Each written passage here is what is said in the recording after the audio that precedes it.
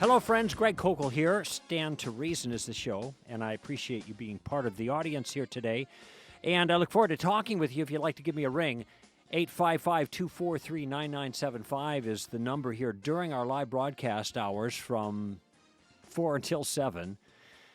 Now, I said give me a ring, and it's kind of an ironic way of starting because I want to offer some thoughts about a wedding I just was at. It was a family member. My niece got married. And weddings are special. And it doesn't matter who it is that's getting married, although I should pause for a second. I do think all weddings are special, all right. But it's been a long time since I've been to a wedding, now I think about it, where the people were not Christian who were getting married. And maybe my comments here largely are influenced by my experience with Christian weddings, understanding the significance of those weddings and the nature of what is being promised and the gravity with which those vows are being made, which I do think, frankly, is more so, that is, there's more gravity for the follower of Christ than for the person who is not. I'm not saying that non-Christians can't be utterly sincere, but just in general, in it seems that the emphasis and the value system is a bit different in the culture at large than it is for those who are committed followers of Christ. I know people have made comparisons between so-called Christians or the church and the non-church, and they look alike about the same and all these metrics, but that's misleading because just because somebody has self-identified as a Christian does not mean that they are following Christ, and the numbers look a lot better for Christians who are actually following Jesus than those who aren't. Nevertheless, my that was just a qualifier. I get touched at weddings, and there are in different ways, and that was true this weekend as well. As I sat with my family, this isn't always the case, but the women were already getting emotional just as the music was starting and no one was moving down the aisle.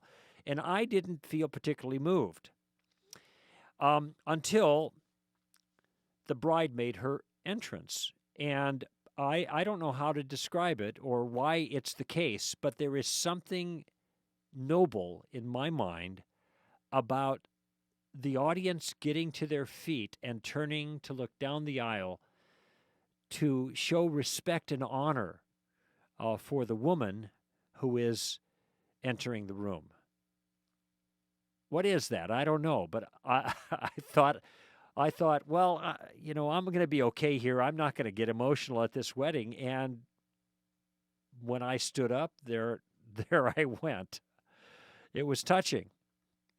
And these kind of events are touching for other reasons, too, because you see two people who are, in a certain sense, emotionally naked and unafraid. They are facing each other before a large company of people who know them, friends and family, and before whom they are saying very personal, weighty, emotionally profound things to each other. And usually this can be heard by everybody because they're mic'd in some way. Occasionally vows are given privately, but the vows are really made publicly for everyone to hear. And there is a kind of standard set of vows to have and to hold, etc., till death do us part, forsaking all others. But it is common nowadays for there to be an additional set of vows that are given that are personal, in which very, very personal statements are made, the groom to the bride and the bride to the groom. And it is hard to hear these things and not be touched by what is being said, by the emotions and the convictions that are being communicated at the time.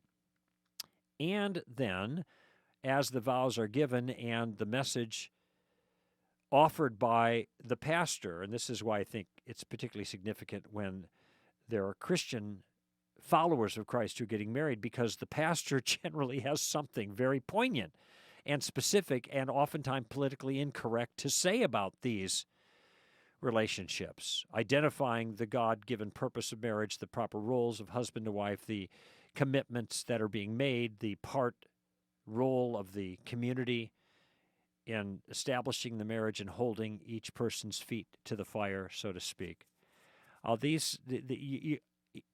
There's going to be a lot, I think, more substantive that is said by a pastor who has a strong commitment to biblical principles than by a justice of the peace, or maybe a pastor who's just celebrating the love of these two lovely people standing before him.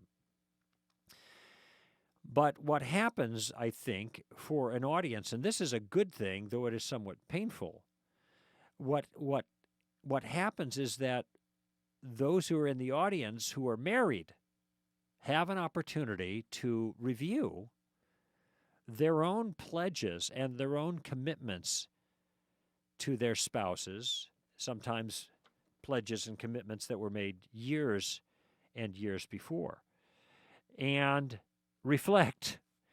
And this is often a painful enterprise. In fact, I would go so far to say it isn't just often a painful enterprise.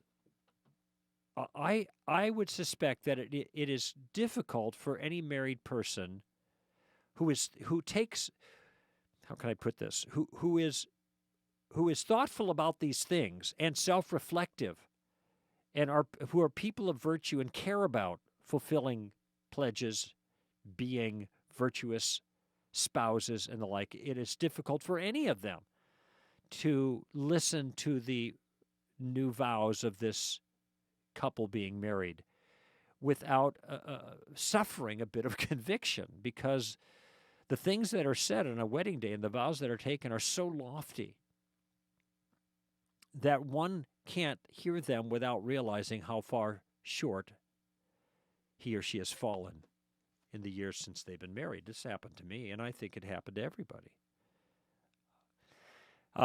Vows are meant to be ideals, shoot for the stars, as it were, but it is a sobering thing when one considers that sitting in the gallery, as it were, and thinks about their own relationship.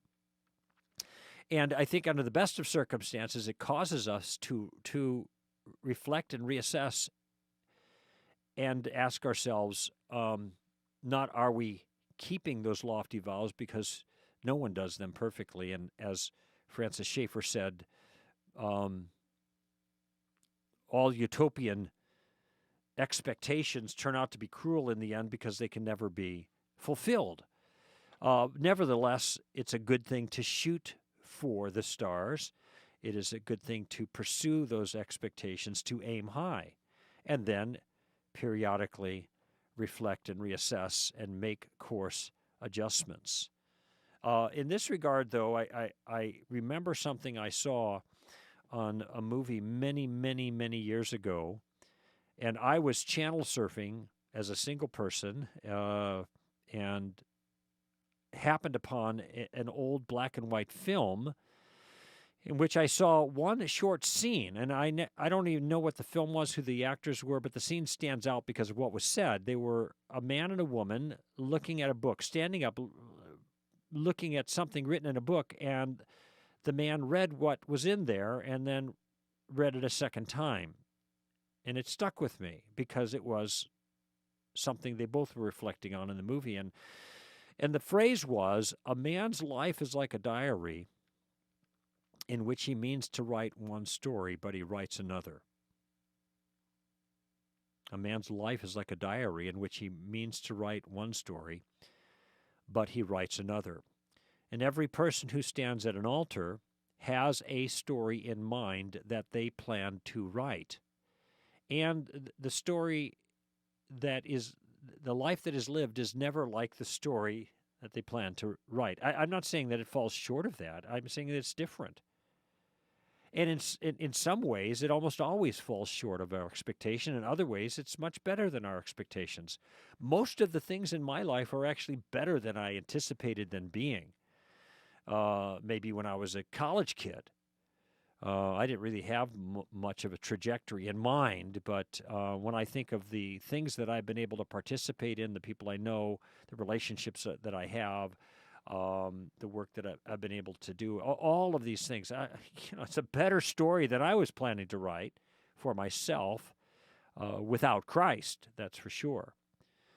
But regardless, weddings are an opportunity when we sit in them to be reminded that we meant to write one story. Now we're living another story, maybe better, maybe worse, but a reminder to readjust to the goals and lofty things that were part of that wedding ceremony, yet at the same time being sober-minded enough to know that it doesn't work out always that way. And here is where I wanted to mention something that my niece mentioned at the wedding. Now, I have two nieces, and one was being married, the younger one.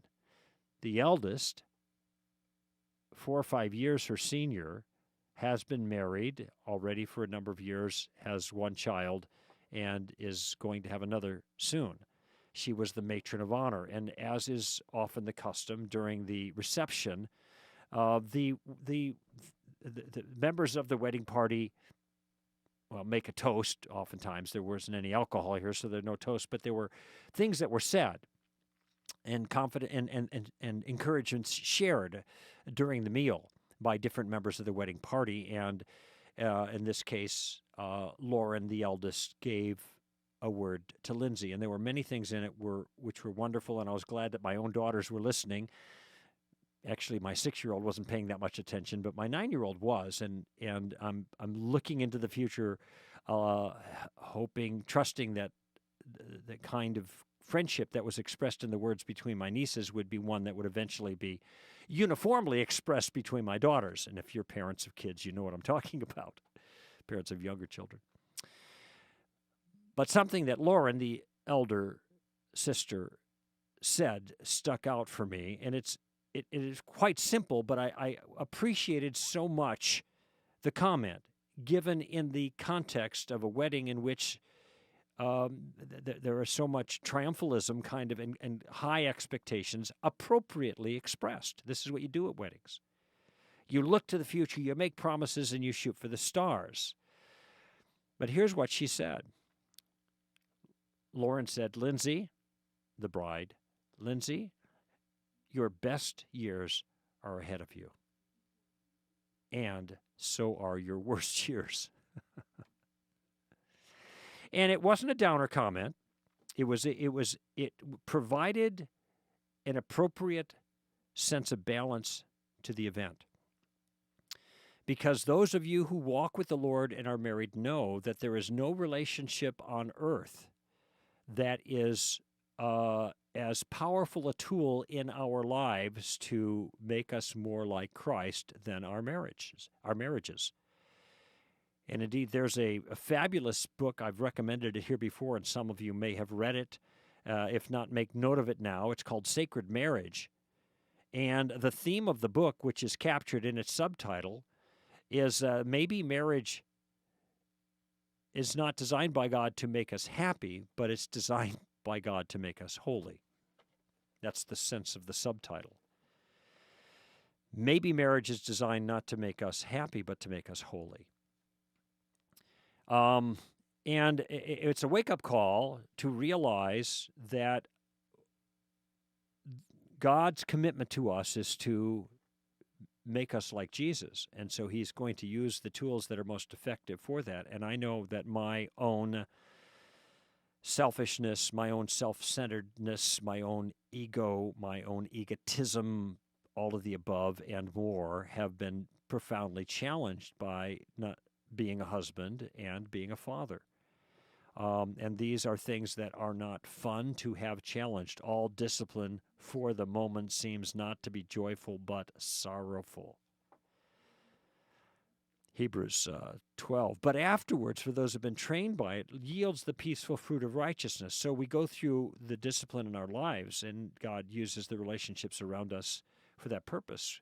These are for a good end, is what the writer of Hebrews is communicating there in the first half of chapter 12. There's a lot there. It's worth reading, but I think that marriage is one of those relationships where this kind of thing happens in spades, and that's a good thing, and it's God's design. And at weddings, we should celebrate and shoot for the stars and say our vows and mean them and seek to keep them and commit as a community ourselves to that couple, that we will do what we can to help them to keep the lofty promises they've made.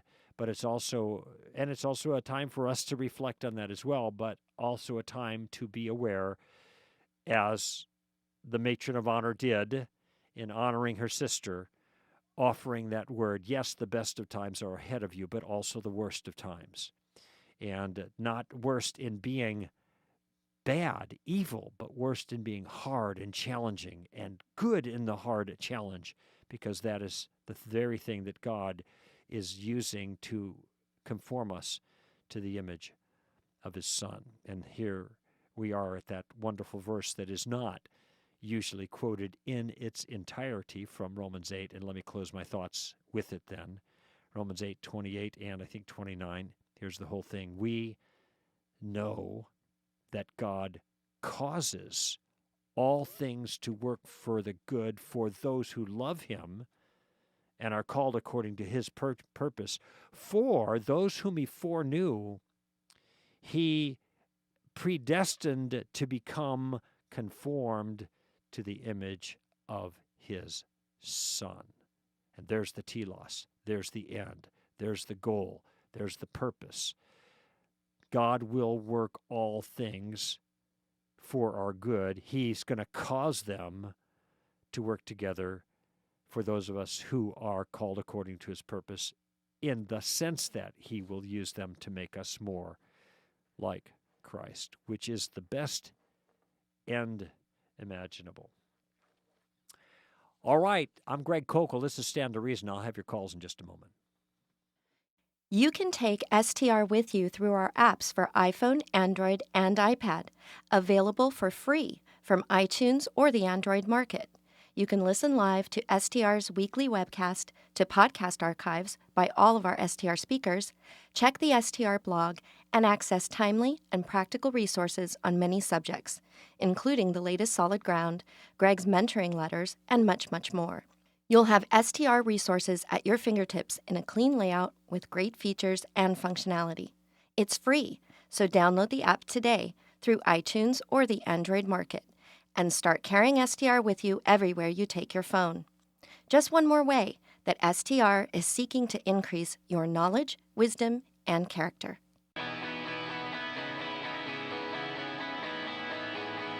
Greg Koukl back with you here on Stand to Reason, and got a couple of questions lined up here. So let's go to our callers. And in Ohio, Dan, welcome to Stand to Reason. Oh, thank you. Thanks for taking my call. Sure.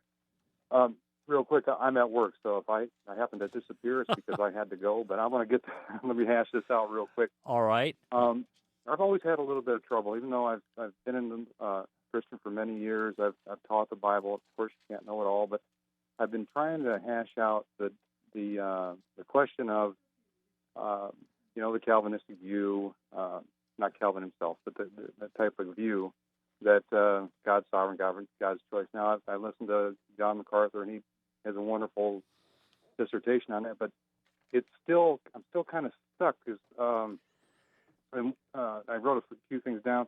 And I know Matthew says that by your words you'll either, and I can't remember where it's at exactly, but by your words you're either go to heaven or you're not. Now, paraphrasing obviously. Yeah, Jesus said, "You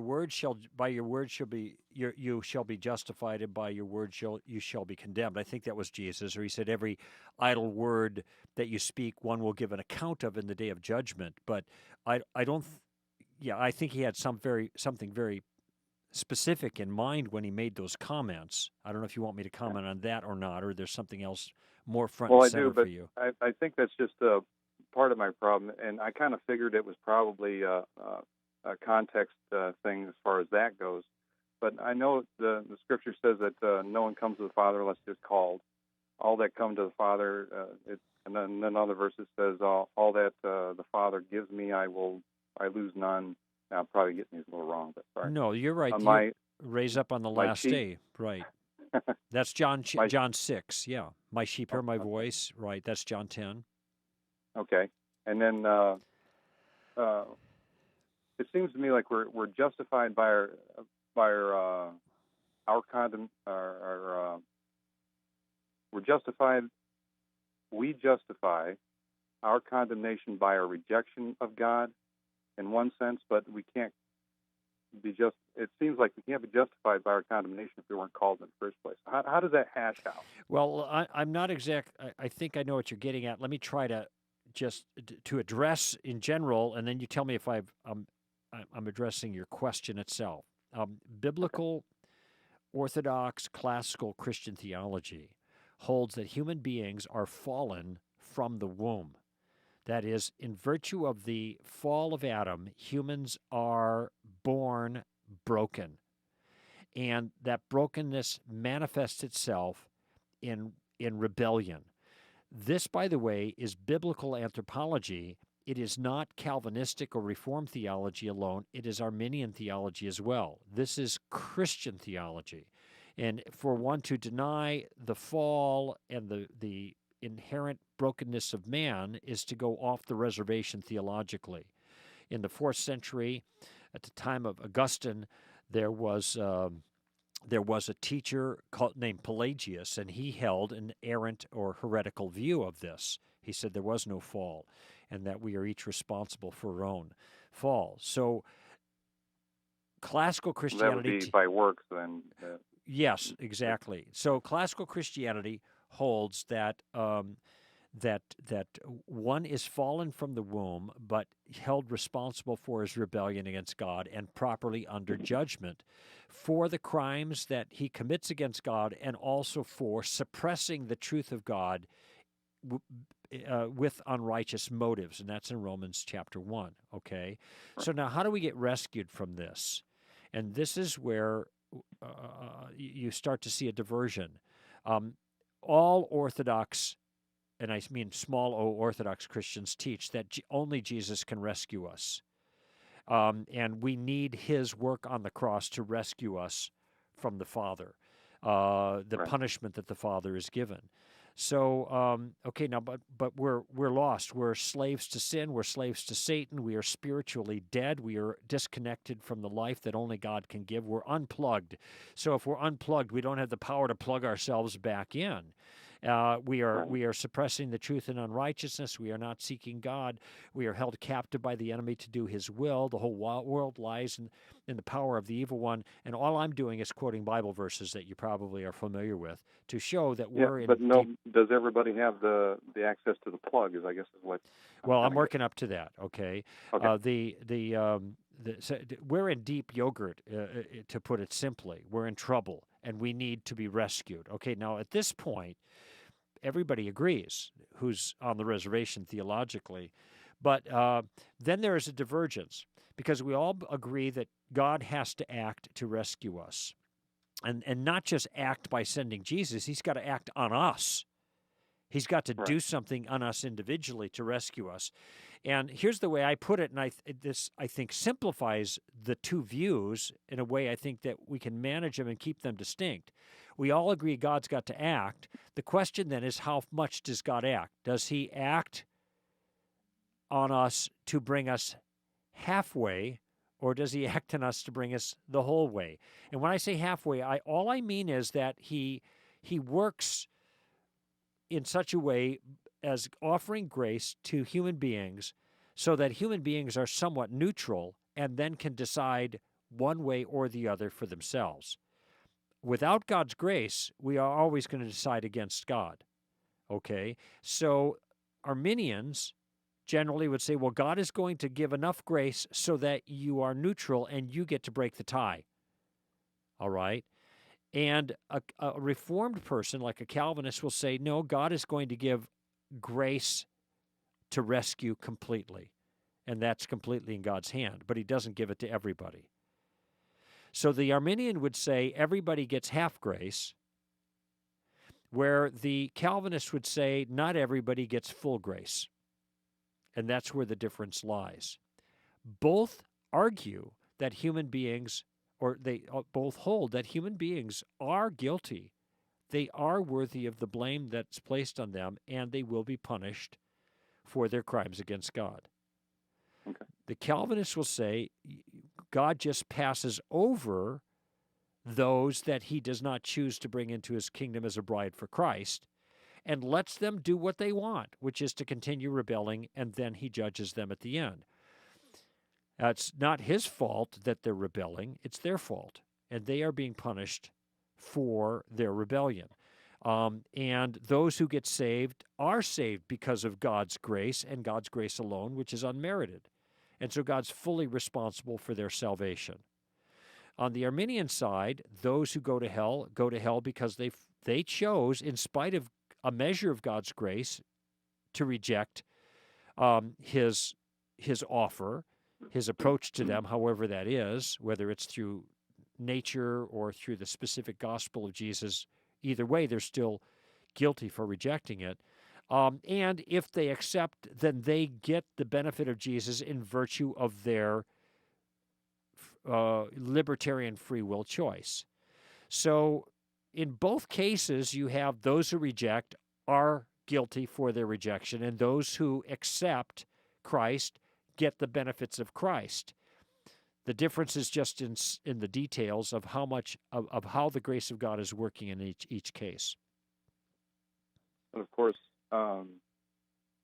these views I know are widely debated, and I'm leaning more towards the sovereign choice of God. Of course, he always has the choice. The Reformed view. The Reformed view. John MacArthur's view. Because right. there's so much scriptural text that leans in that direction. Mm-hmm.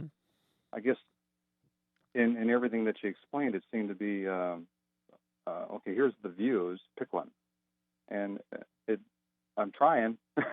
Yeah, I can't seem to grasp. I grasp more on the Calvinistic viewpoint, yes. or the Reformed viewpoint than anything else. Right. Because of the scriptures that are laid out for us, and they're so easily understood as God's got the choice here. Uh-huh. And a few of the things that I alluded to earlier about all that God gave the Son, he loses none. Uh-huh. And I'm thinking, well, if that's the case, how does someone get missed or be stepped over? And I know that's God's sovereign choice, and it's his business to step over those he wants to if he wants to. In Ephesians says it's through the kind intention of his will that he rescued some.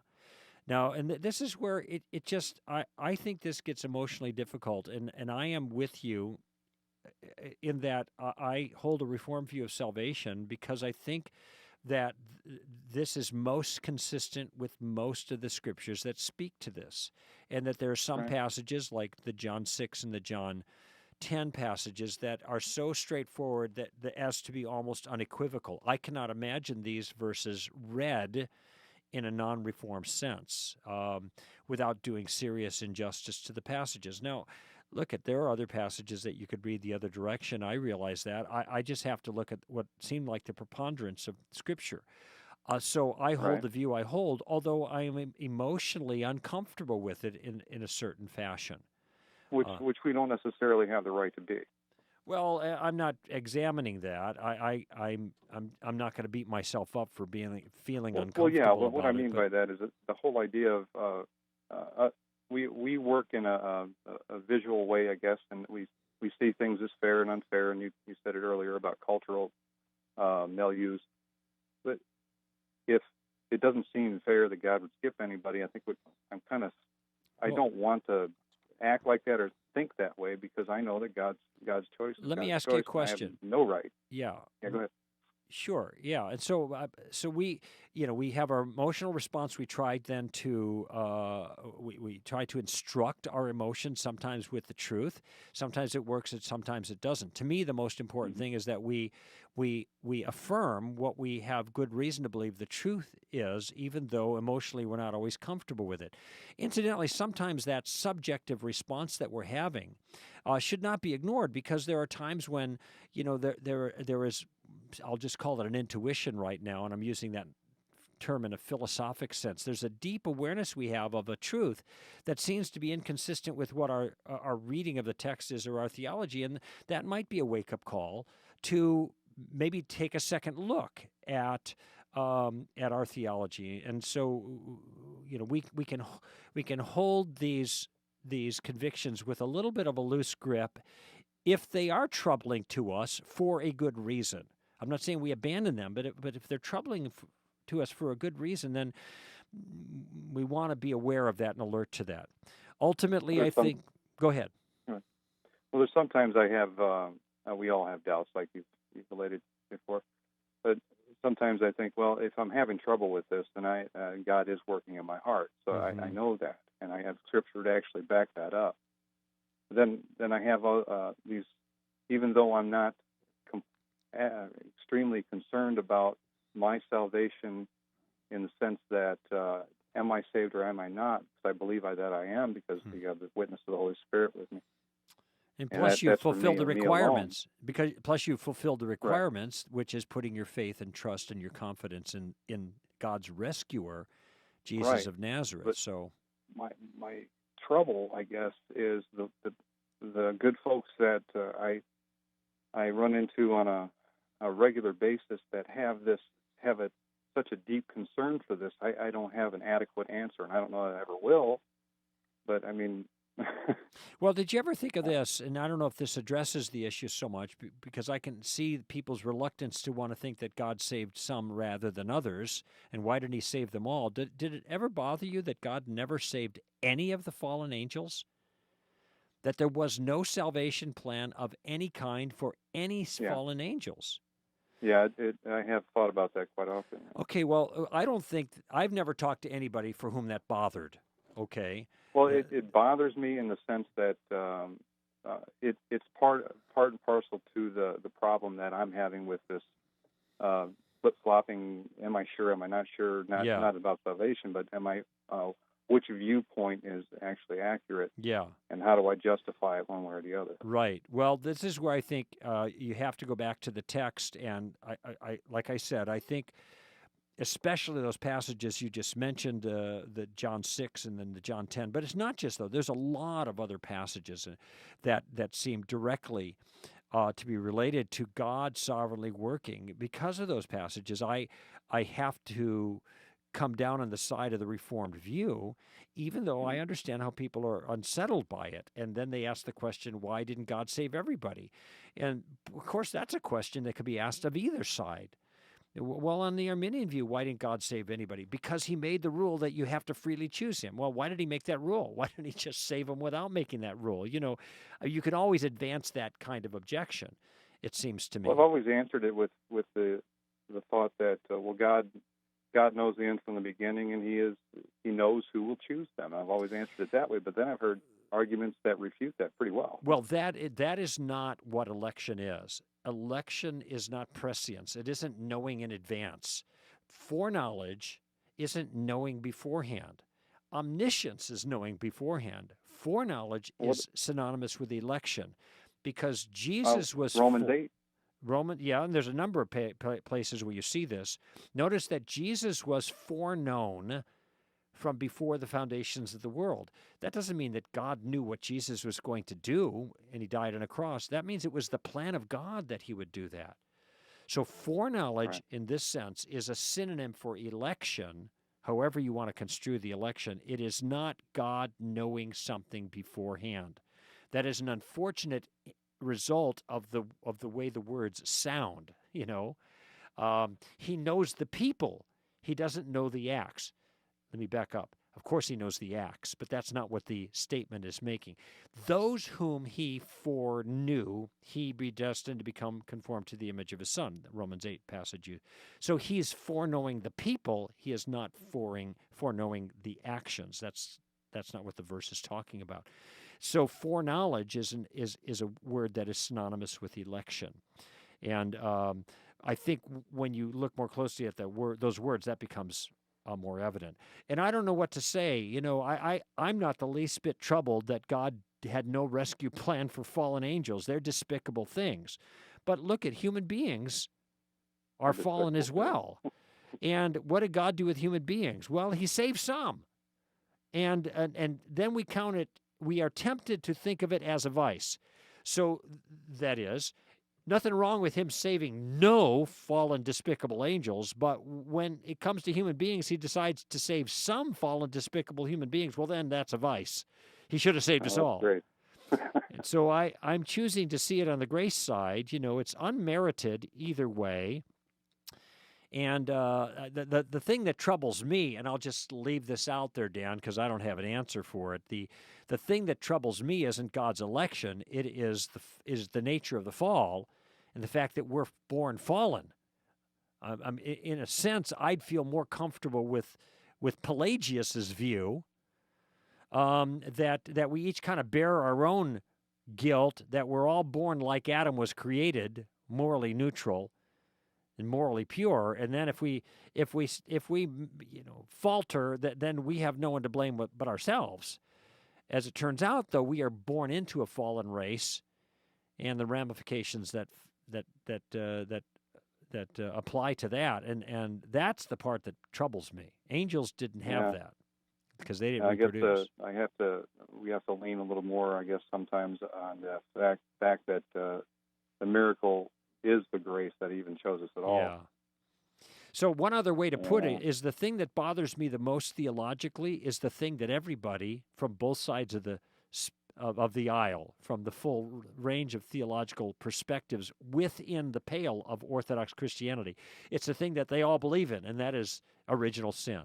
That's the thing that's troublesome to me, not that God would rescue some and not others. I guess we got to start with that and say that the scriptures lean towards this particular view so much so that it's kind of hard to not see it that way. Yeah. Understanding it and explaining it, that's different. That takes a long time. Yeah, if ever.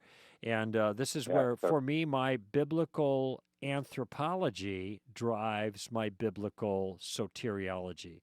That is, my biblical understanding of man and man's fall is what informs the nature of the cross, the work of the cross, and how we benefit from it. Amen to that. All right, Dan, good talking to you. Thanks for asking the question.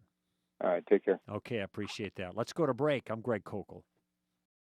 At Stand to Reason, we depend on the support of donors to carry on our mission to equip Christian ambassadors, and your non-cash donation items can help. You can transform your old cars, cell phones, or other items into ministry impact by donating them to Stand to Reason. Think of it. Because of your donation, Christians just like you will be able to effectively share their faith and change the lives of others forever. To make non-cash donations of all kinds to Stand to Reason, call iDonate at 877-897-4273 or go to idonate.com and visit STR's page. They'll take care of everything for you and Stand to Reason. Just call them at 877-897-4273 or visit idonate.com. Thank you very much for making Stand to Reason's work possible.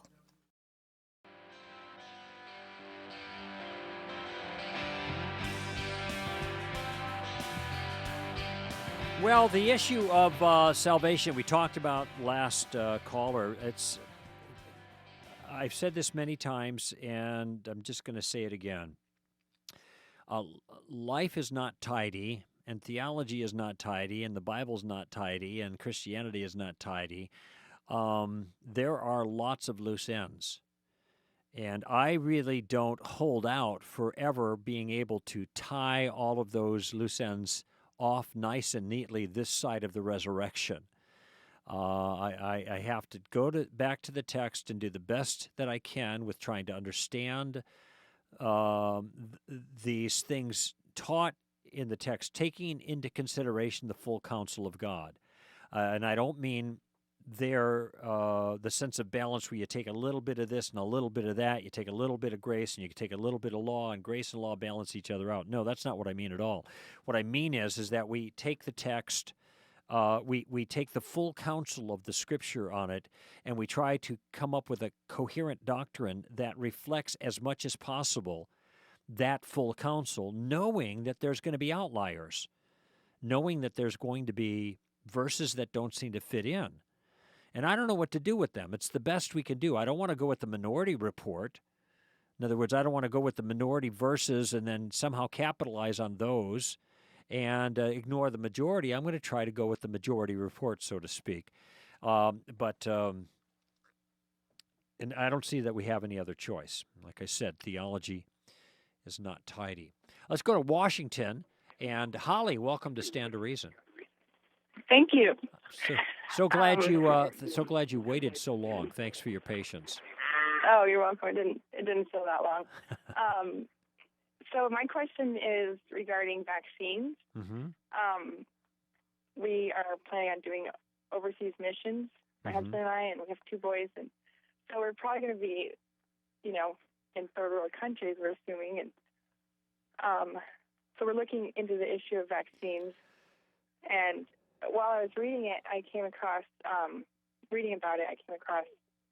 human cell lines used in the production of vaccines, and right. those come from aborted fetuses. And, my first thought is this is black and white. We can't use any vaccines that have used those. And then we thought, we thought about it more, and we thought, it is a little bit more complicated than just saying it's, I don't know. So we wanted to hear from you what you think. Well, I agree. I think it is a little bit, I think that is an overly, without being condescending, without meaning to be condescending here, I think that's an overly simplistic way of looking at it. And I actually don't think it's accurate. But I can understand the initial, wait a minute, well, that's aborted babies. I'm against abortion, so I'm not going to take advantage of some benefit that came at the cost of a baby's life. That would be a way of putting it, okay? I understand the sentiment completely. When I was a student at Michigan State University in 1971, my girlfriend was a medical technology student there, and she had to work oftentimes in the human necropsy labs. That is, where they dissect human beings. And so once in a while, I know she was down there. I went down there to see her, and I said, let's go and have a bite to eat or something, But that means I had to descend into the abyss here in this particular building at Michigan State University where all the human corpses were lying on slabs. Now, where did they get all these corpses from? In one case, there was a huge corpse. I should say a corpse that was made huge in virtue of all the chemicals in its body that I actually had to help somebody turn over on a dissection table, and that was one of the grossest things I've ever done in my life. But I asked where these bodies came from, and a lot of these bodies come from the morgue. They're unclaimed, all right? And what's interesting, though, is now I just want you to think about this. Here are human bodies, no question about that. Is one of your children in your arms right now, Holly? Yeah, on my back. Oh, on your back. Okay. See, we had a little interference there for one. Let me see if I can get through this. These were bona fide human beings, no question, that were on the slab that had come from the morgue. These were unclaimed bodies. Now, how had they gotten in the morgue? Well, they had died somehow. They're John Does or whatever, Nobody claimed the body. I am certain that some of the bodies that were being dissected for the sake of medical benefit actually were there because they were murdered by somebody. Mm-hmm. And they didn't just die on the streets or something. So their lives were taken illicitly, yet their bodies were still being made use of for medical benefit, and my girlfriend was there working away on them, dissecting them as part of her medical training. Now, I don't think it occurs to most people that if those corpses had been there because their lives were taken illicitly, that using the corpse subsequent to that would somehow make that medical student complicit in the cause of death that resulted in that body being on the slab to begin with. You follow me? Yes.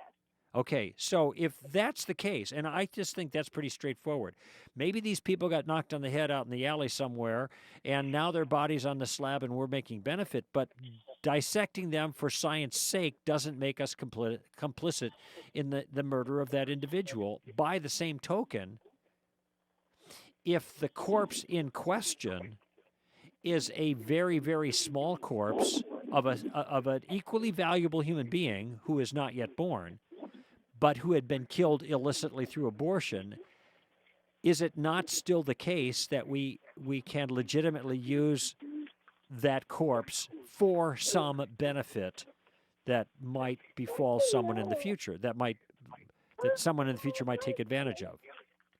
What do you think? Yeah, I think that makes sense. And my husband kind of brought up a similar line of reasoning as you just did, and we thought, well, maybe that makes sense. And I think I just need to wrestle with it more, Yeah. But so I think I no, that makes perfect sense. Okay, well, We just had a few. Oh, I was going to add a couple more thoughts, but okay, go ahead. and then you can weigh in. You can weigh in with some more too. Fine, that's fine. We got some time here. The question, this question has come up before, and I know that Christians have different, or even people of conscience have different points of view on this, and I understand that, and I acknowledge that, and I give the nod to that. So there may be people who differ from what I've said or am saying, or maybe what you decide. It's an individual decision. But I want you to think for a moment of the Third Reich and what happened in certain concentration camps regarding medical research. The kinds of things that happened were horrendous. But a lot was actually learned, for example, about hypothermia. That is what happens to the human body when it begins to, the basal body temperature begins to plummet because you've put them in a vat of ice water, for example. These are the kinds of things that happened to people in these camps, and the information was recorded. So what do you do with the information? Our use of the information now did not cause those people to be subjected to that terrible thing, and arguably this may be something redemptive that comes of it. It was tragic that they were subjected to this kind of medical experimentation, but maybe some good can come of it ex post facto. That means after it's all over, maybe something redemptive can come. We can take the knowledge that we gained about hypothermia there and use it to help people survive now instead of die. And that strikes me as a legitimate use of the information. Now, notice what's critical here. What's critical here is that it is the use of the medical benefit is not somehow causing more of the harm to take place. It doesn't create a market for this kind of thing in the future. Okay, let's dunk more people in cold water and see what happens to them because now people are using that technology. That is all part of the past. And as long as whatever we're doing now benefiting from the technology is not itself creating more harm in the future, then I don't see that there's any moral problems with it. Now, some people are just so offended by the way in which the hypothermia information was gathered, they don't want to have anything to do with it, and I understand that completely. That emotionally, that's their reaction. But I don't think the moral equation actually requires that we not benefit from that, even though the experiments were illicit initially. And by parallel, I think that if we have some benefit, say vaccines, that come from a cell line that was developed from an aborted fetus, then some good may come of it. That's fine. It's only a problem if our use of that stuff is causing more fetuses to be aborted in the future, and that there's a direct connection to future abortions. That's when this would become morally suspect. Apart from that, I don't think there's any problem. I agree with you 100%. So that's sort of what my other question was. Wait, I'm sorry, Miss. Could you say that again? Because I've had competition there with your with all the livestock. I agree with you 100%. I was my next question was going to be, is it possible that because we're just saying, oh, okay, well, they used an aborted baby, but it's already done, so we're just going to go ahead with it. If everybody does that, I was just wondering, is it possible that they're just going to say, okay, well, we'll just keep using aborted babies, and in fact, maybe we'll start asking for them, and I don't know. I was just wondering if it. If Yeah, it well, could be that's the that. question. But if it's not, then that's great. I don't see that that's the case right now, but some people are concerned about that, and so then they decide that they're not going to take the vaccines. Now, but consider the alternative then. You have children. Obviously, they're part of this phone conversation, and you are in putting them would be putting them at some sort of risk by taking them to a foreign environment where diseases are present that wouldn't be here. If you do not vaccinate them, then you are putting them at risk, and they are real babies right there in your care. So you are looking at maybe a potential problem versus a real challenge that you are facing with your children, and that needs to be weighed in the balance as well. I agree. So, yeah. Okay, thank you. And All right, I'm yeah. Another time with a sort of different question about abortion, but it's a whole other topic. So. Yes, okay, you're welcome to Thank do you. that, and you got your hands full right now, Holly. I thank you for your call. That's a mom, and some kids. So, all right, let's go to Andy here. Andy in Corona, California. Welcome to Stand to Reason. Hi, thanks for taking my call. Appreciate it. Yeah, you're welcome. Glad to have you on board. So, first is I have to paint the backdrop. Did you happen to catch the news today about the Clippers owner getting pretty much ousted for his racial remarks? Yes. In fact, my opening commentary of the first hour, I talked about that issue. Oh, you did? Yeah, Okay. I talked about the general idea. I think the guy's a cad, and his remarks were obscene. But I thought that the actions taken were draconian, and I'm concerned about the what this portends for anyone else in the future who the cultural elites deem to be bigoted in some way. That was my substance. You know what? That was my sentiment almost exactly, where I've had quite a few conversations with people, and every time I kind of get like a cockeyed look that somehow I'm agreeing with him, or that I don't know, just something doesn't sit well with me when I see that someone doesn't have, I guess, the freedom to think something, Sure, whether it's good or bad, and then get, penalized in a. It just seems like there's a lot of power in that that could backfire. Look at apparently this person in question, Donald Sterling. Let me get my paperwork here. I'm not entirely sure about this, but apparently this was the person who did the recording was his girlfriend, and he's married. Right. Well, that's a vice. Adultery is a vice. Now, why didn't somebody say, this is unthinkable that a man would cheat on his wife? We are not going to allow a person like that to have anything to do with the NBA. Incidentally, I think adultery is much more egregious than what he said. Right? Yeah, I agree. So it's kind of like you're picking and choosing your moral offenses here, and it becomes suspicious looking. Like we are going to punish politically incorrect vice, but all the other vices, even if it's more damaging to people and to children and to families, we're not even going to bat an eye at. And Right. My concern here was then if we are giving the nod to punishing a point of view, I mean, behaviors are something else. It's a different category. But here the guy he's got a bigoted soul. Let's just call it that. I mean, it seems to be the case. And he didn't deny that he'd made these remarks. So now what do we do about that? I think censure, censure, is entirely appropriate. Censuring is when you say that what somebody did was simply wrong.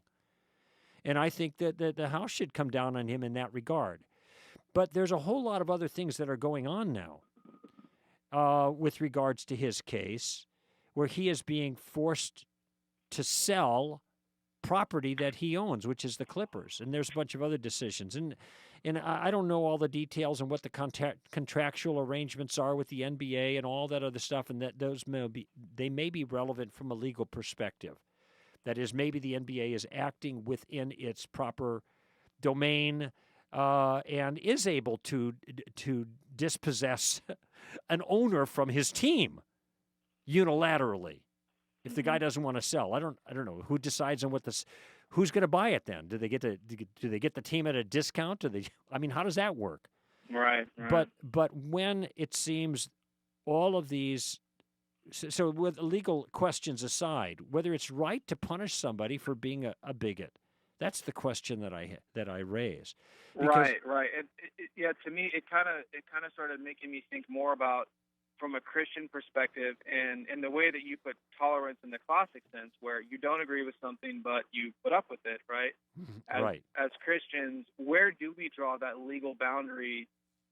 Is that once it infringes upon certain, civil rights that we have, or is it the behaviors? Is that the thing where we as Christians say, look, we're not going to tolerate, we're going to rise up? Right. Well, I'm not drawing legal lines here because I'm not an attorney. Legal rights are legal rights. But when it comes to what is right, I don't think that thought, bigotry, character qualities should be punished at all. Behaviors, yes, not character qualities. And once you do that, then you open the door wide open. I'll have more to say about this coming up, and I thank you for your call, Andy. Greg Koukl, Stand to Reason. Room in the lines if you'd like to call in here on our show, live on Tuesday nights. You're listening to Stand to Reason. Stay with us.